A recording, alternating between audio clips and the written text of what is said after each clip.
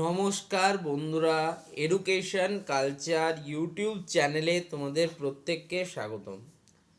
একটা প্রশ্ন তোমাদের প্রত্যেকের কিন্তু রয়ে গেল যে দাদা আমাদের সেকেন্ড এবং ফোর্থ সেমিস্টারের যে রিভিউ রেজাল্ট সেটা কবে বেরোবে, সেই প্রশ্নটা তোমরা অনেকেই করেছিলে।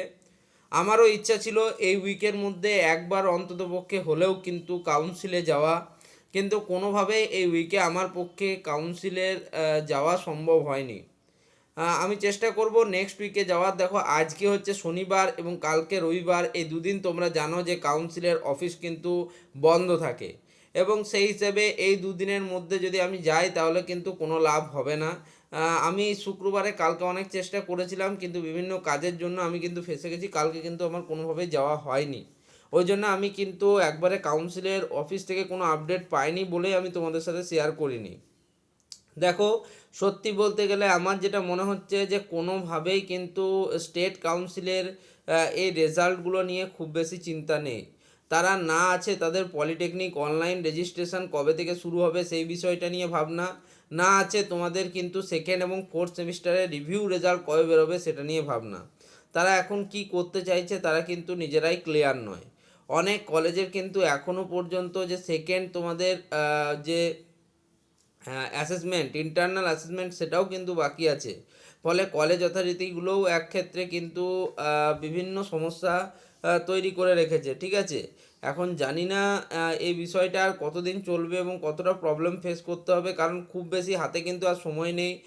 আমরা চলে এসেছি প্রায় দেখতে দেখতে ডিসেম্বরের 6 তারিখে।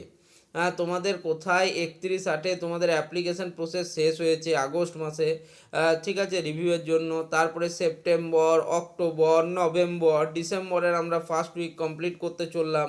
এখন অবধি রেজাল্ট না আসা এক কথায় কিন্তু স্টুডেন্টদের কেরিয়ার, স্টুডেন্টদের কিন্তু মানসিক অবস্থা নিয়ে ছেলেখেলা করা ছাড়া আর কিছু নয়। এগুলো নিয়ে বেশি বলতে গেলে আবার ভিডিওতে কপিরাইট স্ট্রাইক আসবে এবং বিভিন্ন ঘটনা কিন্তু পরবর্তীকালে আমার সাথে ঘটবে। সেই জন্যই কিন্তু এগুলো নিয়ে আর ডিটেলসে বলি না। ওকে, আর বলা কতটা ঠিক সেটাও যুক্তিসম্মত একটা ব্যাপার, কাউন্সিলের ব্যাপার। ওকে, কিন্তু যাই হোক, শুধুমাত্র অনুরোধ করতে পারি, আশা রাখতে পারি যে তারা কিন্তু যত তাড়াতাড়ি সম্ভব রেজাল্ট বের করে দিক। প্রথমে বলেছিল যে তারা অক্টোবরের মধ্যেই কিন্তু তোমাদের রেজাল্ট চলে আসার কথা, নভেম্বরের ফার্স্ট উইকের মধ্যে আসার কথা, নভেম্বরের প্রথম 15 দিনের মধ্যে আসার কথা। সেগুলো আমরা কিন্তু যে জিজ্ঞেস করে এসেছিলাম তখনও তারা এই কথাই বলেছিল। এবং তারপরে এবার যদি আমি বলি যে ডিসেম্বরের 15 তারিখের মধ্যে আসবে, তাহলে তোমরা আমার কথা বিশ্বাস করবেই বা কেন? ঠিক আছে, এটা একদম সত্যি কথা, ফ্যাক্ট কথা। তোমরা কেন বিশ্বাস করবে যে এই দিন আসবে?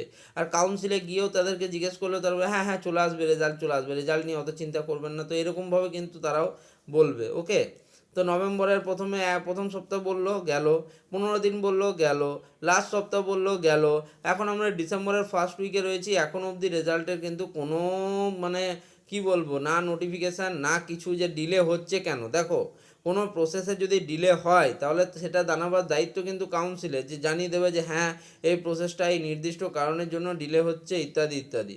কিন্তু এটা এইবারে দেখতে পাচ্ছি যে কোনো সে বিষয়ে হেলদোল নেই। আগেও দেখা গেছে আমাদের সময় কী হতো, তাহলে বলি তোমাদের 2020-21-এর কথা বলছি।